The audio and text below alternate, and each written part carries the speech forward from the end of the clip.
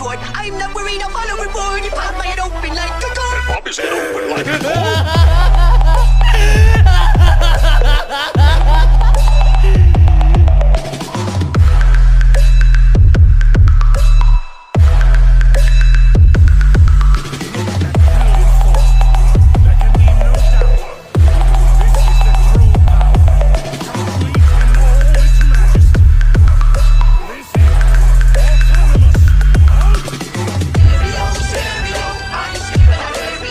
इस एपिसोड की स्टार्टिंग में हम देखते हैं टर्लस को। इस पॉइंट पर जो टर्लस है और वो फीमेल अननोन कैरेक्टर है, ये दोनों बात कर रहे थे। टर्लस कहता है कि इसने मेरा साथ दिया, इस रीज़न की वजह से वो एलियन इसके ऊपर भड़का हुआ है।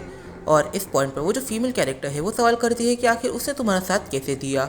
और इस पॉइंट पर वो कहता है तुम्हें ये सब जानने के लिए फ्लैशबैक में जाना होगा। और फिर हम जाते हैं पास्ट वाली बैटल के अंदर, जब जो टर्लस है वो गोहान और ट्रंक्स इन दोनों से भिड़ा था। तो इसके अंदर हम देखते हैं कि यहाँ पर जो टर्लस है उसने काफ़ी पास्ट में चीज़ों को देखा था कि गोहान कितना पावरफुल हुआ था और उसे पावर बूस्ट कैसे कैसे मिले थे। और ये एक चीज़ थी सेल सागा में। तो इस पॉइंट पर वो एकदम से इन दोनों की ईगो पर ही अटैक करता है। वो कहता है मुझे तुम लोगों के डैड के साथ ट्रेनिंग करनी थी, ना कि तुम्हारे साथ। तुम उनके सामने काफ़ी ज़्यादा वीक हो। वेट अ मिनट, एक मिनट, तुम लोग यहाँ पर गोकू और वेजिटा इन दोनों के बेटे हो, पर तुम दोनों में वो बात नहीं है। और इसका ये मतलब हो सकता है कि तुम दोनों उनके बायोलॉजिकल बेटे ना होकर एडॉप्ट किए गए हो। हाँ, ये एक रीज़न हो सकता है जिसकी वजह से तुम लोग इतने वीक हो। मैंने कई बार न्यू टेक्नोलॉजी के बारे में सुना था, हाँ उसे शायद बायोटेक्नोलॉजी कहते हैं, जिसके अंदर लोग सीरियसली किसी का ब्लड यूज़ कर कर एक नए जीव को क्रिएट करते हैं। मैं भी मेरे भाई के साथ कुछ ऐसा ही हुआ होगा, तो मैं भी उसकी क्रिएशन हो। और क्रिएशन इतनी पावरफुल नहीं हो सकती, तो हो सकता है कि तुम उसकी क्रिएशन हो, ना कि उसके बेटे। ठीक है चलो ट्रंक्स, मैं तुम्हारे बारे में बात नहीं करता। वैसे भी तुम्हारे हेयर्स वेजिटा की तरह ब्लैक नहीं हैं, तुम्हारे हेयर्स उस लेडी की तरह एक अलग ही कलर के हैं। तो फिर मैं तुमसे एक्सपेक्ट भी क्या ही कर सकता हूँ। बट गोहान, मुझे तुमसे उम्मीदें थी, क्योंकि तुम मेरे बायोलॉजिकल ब्रदर के बेटे थे, तुम मेरे नेफ्यू हो, पर फिर भी तुम इतने वीक हो। मुझे लगता है कि मुझे तुम्हारी जान ही लेनी होगी, और इस पॉइंट पर मुझे पनिशमेंट मिलेगी अगर मैं तुम्हारी जान ली तो। पर अब मैं ये सब और नहीं झेलना चाहता। पहले वो गोहान को उसके नाम से बुला रहा था और वो ट्रंक्स को भी उसके नाम से ही बुला रहा था, बट अब वो इस पॉइंट पर कहता है वेजिटा की क्रिएशन और कोको की क्रिएशन। अब वो उनके नाम को यूज़ ना कर कर इन वर्ड्स को यूज़ कर रहा था। अगर तुम देखो तो ये वर्ड्स काफ़ी ज़्यादा स्ट्रिक्ट है। और यहाँ पर वो आगे ये कहता है मुझे बस एक ही कैरेक्टर ऐसा लगा जो असल में एक सेन पावर को होल्ड करता है, और वो है इकिरीज, ब्रोली का बेटा। उसने मुझे साबित करके दिखा दिया कि वो एक सेन है। फिर वो एकदम से काफ़ी सारे पोर्टल्स को क्रिएट करने लग जाता है, और ये जो पोर्टल्स थे ये सीधा ओपन होते हैं उस लैब के अंदर।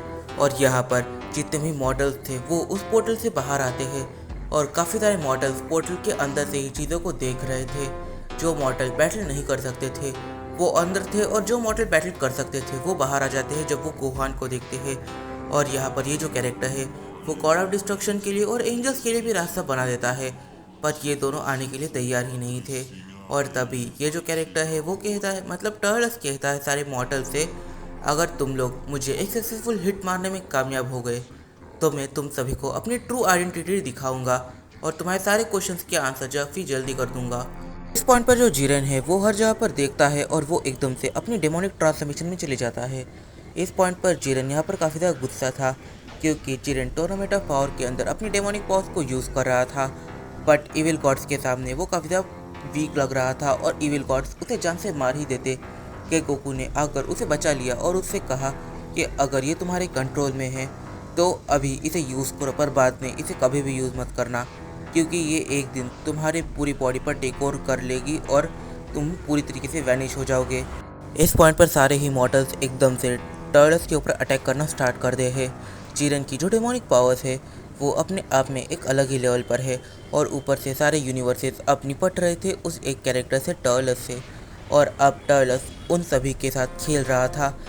टर्टल्स इस पॉइंट पर इन सभी के साथ खेल रहा था, तभी उसके माइंड में आता है, एक मिनट, डैड ने कही इंटरटेनमेंट के लिए मुझे इस मिशन पर तो नहीं भेजा ना, क्योंकि ऐसा हो सकता है कि डैड चाहते हो कि मैंने काफ़ी सारे ऐसे इवेंट्स को फेस किया है जिस इवेंट की वजह से मैं मेंटली काफ़ी ज़्यादा डिस्टर्ब हुआ हूँ।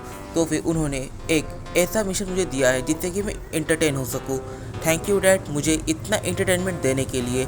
और ये कहकर अब वो यहाँ पर मस्ती करने लग जाता है इन सारे मॉडल्स के साथ। इस पॉइंट पर सारे ही मॉडल्स को उसने काफ़ी हद तक रोक के रख दिया था। अब उसे लगा था कि वो थोड़ा सा यहाँ पर फ्री है कि तभी उसे सेंस होता है कि उसके पीछे कोई है और एकदम से वो अटैक को डॉज करने जाता है। तभी वो एकदम से देखता है। इस पॉइंट पर बाकी मॉडल्स ने यहाँ पर ध्यान भटकाया था टर्टल्स का, और जो डिस्पो है वो पीछे से जाकर एक काफ़ी ज़्यादा डेंजरस अटैक करने वाला था टर्टल्स के ऊपर। वैसे टर्टल्स इस अटैक को काफ़ी इजीली डॉज कर लेता। असल में होता ऐसा है कि यहाँ पर जो ये पंच मारे और टर्टल्स डॉज करे उससे पहले कोई एकदम से डिस्पो की टेल को पकड़ता है और उसी से जिरेन की तरफ फेंक देता है। इस पॉइंट पर जो जिरेन है वो डिस्पो को संभालने में कामयाब हो जाता है और जो डिस्पो है वो थोड़ा सा संभालने में टाइम लेता है। और फिर सारे मॉडल्स देखते हैं कि ये कौन है। ये असल में वही चीयर लीडर है। वो इस पॉइंट पर एक फाइटिंग स्टांस बनाती है और कहती है मैं किसी डीमन का साथ नहीं दूंगी, खास करके तब जब उस डीमन ने पास्ट में मुझे और मेरे फ्रेंड्स को मारने की कोशिश करी हो। मैं उसका साथ दूंगी जो मेरी स्पीशीज से बिलोंग करता है और जिसने मुझे काफ़ी लंबे टाइम तक बचा के रखा। तभी हम देखते हैं यहाँ पर जो कलीफ्ला, केल और काबा है ये तीनों पूरी तरीके से शॉक थे। काबा कहता है इट्स ओवर, हमें अब इसमें इंटरफेयर नहीं करना चाहिए। और हिट भी एक पॉइंट पर पीछे मुड़ जाता है। वो कहता है हमें इसमें इंटरफेयर करने की कोई भी ज़रूरत नहीं है। ये तीनों एकदम से पोर्टल की तरफ जाने लग जाते हैं और यहाँ पर कलीफ्ला कहती है गेम ओवर। इस पॉइंट पर ये जो कैरेक्टर है जब ये बैटलफील्ड में उतर पड़ती है, जब जितने भी वीकेस्ट मॉडल वहाँ पर थे वो इन सभी को टारगेट करने लग जाती है। वो काफ़ी सारे मॉडल्स को काफ़ी कम टाइमिंग के अंदर ही नॉकआउट कर देती है और जिस भी मॉडल को उसने नॉकआउट किया वो उन सभी को एकदम से पोर्टल के अंदर फेंक देती है। इस पॉइंट पर जो टर्टल्स है वो इस चीज़ को देखकर काफ़ी ज़्यादा खुश होता है। इसके पीछे काफ़ी बड़ा रीज़न है क्योंकि अब यहाँ पर कोई भी ऐसा मॉडल नहीं है जो उसके 3 हिट में मारा जाए। यहाँ पर अब जितने भी मॉडल्स हैं वो सभी काफ़ी ज़्यादा टफ है और यहाँ पर जो जिरेन है वो कंटिन्यूस टर्टल्स के ऊपर अटैक किए जा रहा है।